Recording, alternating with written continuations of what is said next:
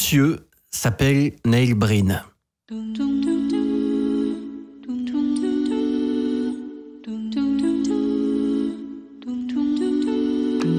Le cinéma, si tu me connais, tu sais que j'adore ça. Me perdre dans des œuvres complètement barrées et essayer d'y trouver un sens. Mais comment trouver un sens à un film lorsqu'il est réalisé par ce mec?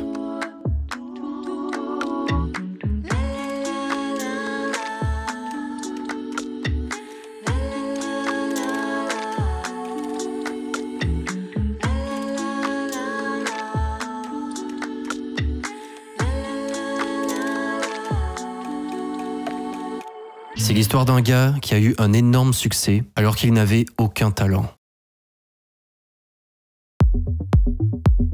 Un mec comme Neil Breen, il n'en existe pas deux. 20 ans de carrière dans le cinéma aujourd'hui, on l'a reconnu dès ses débuts pour plusieurs raisons. Le mec, c'est un cocktail d'ingrédients fous, ce qui crée un mix très absurde pour une personne de son ambition. Déjà, on connaît rien de sa vie personnelle. La seule information disponible est qu'il travaillait comme agent immobilier à Las Vegas avant de prendre sa retraite pour ses 50 ans pour se consacrer à son rêve d'enfant, faire du cinéma. Tous ses films sont financés de sa poche, on sait pas d'où vient l'argent et on n'a aucune information sur son entourage actuel. Ensuite, il est assez excentrique, voire prétentieux pour certains. Dans tous ses films, il se caste automatiquement comme personnage principal. Il représente constamment une figure divine ou un genre d'élu de l'univers de je ne sais quoi. Il aime bien aussi se mettre en scène avec des femmes 20 ans plus jeunes pour faire des plans incroyables. Au fur et à mesure des années, il a un petit peu divisé le public. Certains parlent d'un ego trip, d'autres font juste kiffer le phénomène. Ce qui m'amène à son point principal, son job de cinéaste. Il est extrêmement mauvais. Neil Breen, en 20 ans de carrière, a réalisé 6 films et un documentaire sur ses 5 premiers films. C'est un peu compliqué.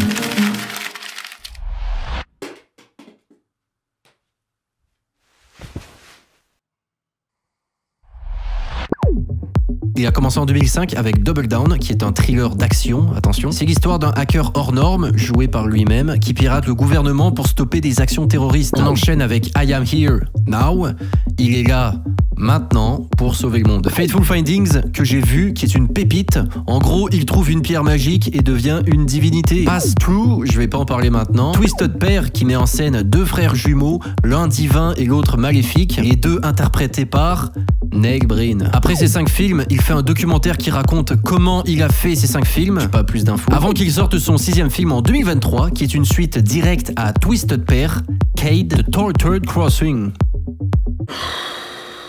Moi je pense que je vais aller dehors. Honnêtement, c'est pas vraiment dérangeant qu'il se caste en tant que personnage principal. Tu sais, je pense par exemple à Sylvester Stallone en Rocky ou à Alexandre Astier dans Kaamelott par exemple. Le problème est tout autre.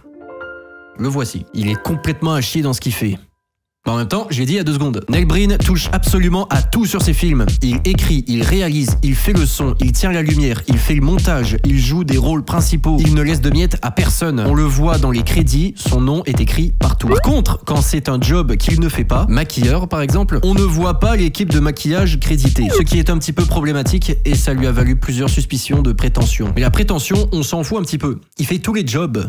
Il est nul dans tous les jobs. À l'écran, Neil Breen est extrêmement froid. Il est systématiquement narrateur et n'est jamais capable de jouer la moindre émotion. Toujours dans le surjeu ou dans le non-jeu. En fait, il n'y a aucun d'entre deux. Et le pire, c'est qu'en 20 ans de film, son acting est resté complètement le même. Aucune amélioration. Pour écrire ses films et les réaliser, Neil Breen ne pense pas comme un humain normal. Ses histoires suivent toujours la même trame narrative. Son personnage est un homme génial qui a un love interest de 20 ans de moins que lui et il doit vaincre ses démons en sauvant le monde en étant génial. Il n'y a aucun jeu de couleurs, il n'y a presque jamais de mouvement de caméra parce que c'est trop compliqué pour lui. Il cite dans une de ses masterclass, parce que oui, il a des masterclass, il cite qu'il a déjà fait l'acquisition d'une dolly pour faciliter les travelling, mais il a très vite arrêté d'utiliser parce que selon lui, c'était trop compliqué à mettre en place. Depuis son 3e film, il a arrêté de filmer en plein air et utilise des fonds verts pour presque chaque scène de ses œuvres. L'éclairage, ça marche pas. J'arrive même pas à comprendre comment ce son peut être mixé.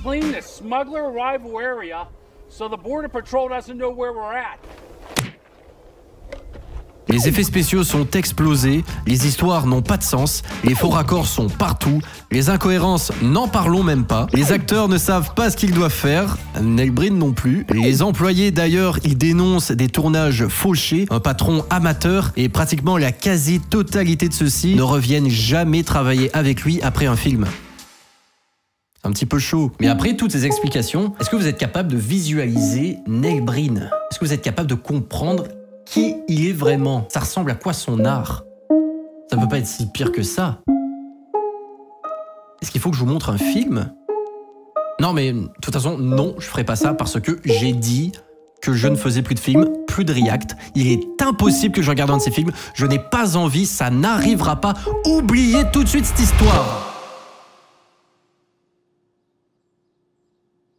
On est devant Pass Through de Neil Breen. À ce qui paraît, c'est son pire film. Je sais pas trop comment me sentir vis-à-vis de ça, mais il faut y aller. Ça commence avec des immigrants illégaux. En fait, je sais pas ce que c'est. Ils se font capturer avec de la drogue sur eux. Il y en a qui se font abattre n'importe comment. Regardez ce mec qui essaie de s'enfuir, c'est n'importe quoi. I'm getting out of here. Now. De son côté, Neil Breen est en mode contemplation. Je comprends pas pourquoi il se promène dans le désert en mode ultra Dalai Lama, moine Shaolin. Durant tout le film, il se parle en narration à lui-même. Ça n'a aucun sens. C'est le troisième film de toute la filmographie Neil Breen. Si vous avez bien écouté depuis le début de la vidéo, c'est son premier film avec l'utilisation des fonds verts. C'est une atrocité. Regardez-moi ce tigre. Qu'est-ce qu'il fout dans le désert? Ok, là, je suis environ à la moitié de mon visionnage. Que dire sur ce chef-d'œuvre? J'ai pas envie de tirer sur l'ambulance, ok? Mais il y a juste des plans de contemplation sur Neil Breen. Et à côté, il y a un contraste fou parce qu'il y a des genres d'immigrants illégaux, je sais pas quoi, qui sont en train de se faire tirer dessus. Et en fait, ça n'a aucun sens. Je n'ai même pas lu le résumé du film, je comprends même pas c'est quoi l'histoire, je comprends même pas ce que je suis en train de checker. Bon, en tout cas, le film, il est juste ici, il est incroyable. L'effet qui me tue le plus, je pense que c'est le tigre. C'est même pas si ennuyant que ça. C'est vrai que c'est plutôt divertissant parce que c'est tellement nul. En fait, ça te fait rire et puis ça ne s'arrête jamais. Chaque seconde, il y a un truc pourri. C'est techniquement hyper faible. Mais bon, je ne veux pas tirer sur l'ambulance. Le mec fait ce qu'il kiffe. On va continuer, on va le finir, on va voir ce que ça donne. La première partie du film, c'était la plus soft.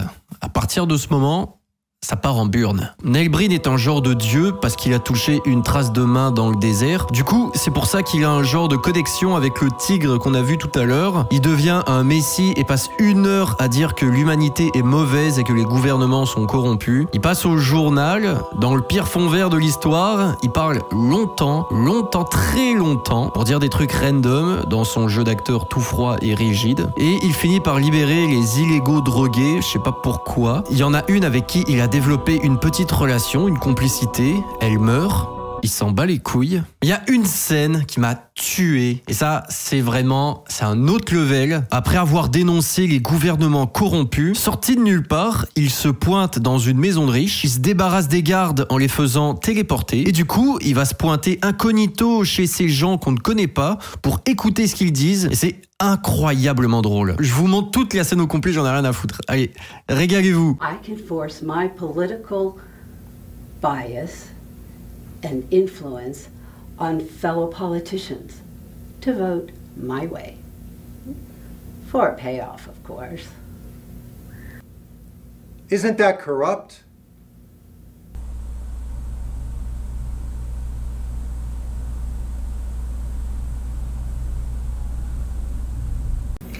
I know companies that can hack into any government, national agency, or corporate facility. For the right price, you can get any information that you want. And they don't need to know why or your reason. Isn't that corrupt? Medical research could have cured cancer and other diseases 75 years ago. We won't let that happen. We'd lose too much money. Isn't that cheating the public?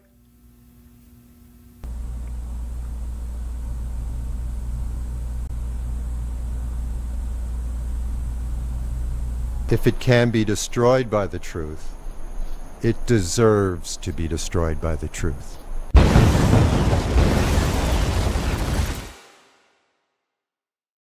Ok, j'ai fini le film. C'est complètement n'importe quoi. C'est Neil Breen, c'est Dieu, et il fait je ne sais quoi. Les fonds verts, faut en parler. La scène où il présente les nouvelles, le dialogue interminable de Neil Breen, où il y a des faux raccords, où il change de position, il rechange de position, sans mouvement. Comment tu peux faire un film comme ça sérieusement et penser que c'est un bon film? En tout cas, moi ça me fascine. Pour ceux qui se demandaient encore, pour ceux qui pensaient peut-être pas forcément visualiser le personnage et l'art de Neil Breen,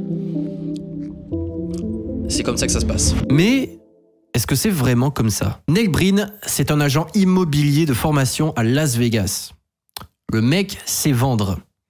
Il est pas con. Au début de sa carrière, il a envoyé ses films dans un tas de festivals amateurs. Son premier film est resté relativement discret, mais à partir du second, les gens ont commencé à rire et à se moquer du produit. Pour Neil Breen, il réalise des films indépendants très sérieux. Par contre, pour le public en tant que tel, c'est pas ouf. Et c'est tellement pas ouf que ça marque les gens.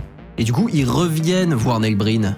Et ça le rend populaire. Parce qu'aujourd'hui, il s'est formé une assez grosse fanbase. Il tient régulièrement au courant ses fans de ses avancements filmiques. Il fait sa promo sur YouTube. Il dit aussi publiquement que ses films sont des succès commerciaux. Mais il s'est jamais amélioré. Voire pire. La plupart des critiques disent qu'il fait des films de moins en moins bien. Et en fait, je me demande s'il fait pas exprès de surfer là-dessus. Plus il a l'air ridicule, plus les gens vont le voir et perpétuent son mythe. D'ailleurs, le mot mythe, je ne l'utilise pas par hasard. C'est justement comme ça qu'il se proclame sur son site web, en toute modestie. C'est fou de se dire qu'en étant très mauvais, il a très bien réussi. Je le dis souvent en vidéo, ok, mais si vous avez un projet, foncez. Soyez vous-même, comme lui. La vie ne peut que vous aider. Elle ne peut que vous le rendre. J'ai une petite question pour vous. Est-ce que tu préférerais être très nul et réussir grâce au fait que t'es vraiment nul, ou tu préférerais être très fort, mais pas être connu, pas avoir de succès, mais au moins t'es très fort dans ta bulle. En attendant, c'est tout pour moi. Gros bisous, je vous remercie d'être arrivé à la fin de cette vidéo. Prenez soin de vous, on se revoit très bientôt. Bon appétit, bonne soirée, bon dodo, ciao.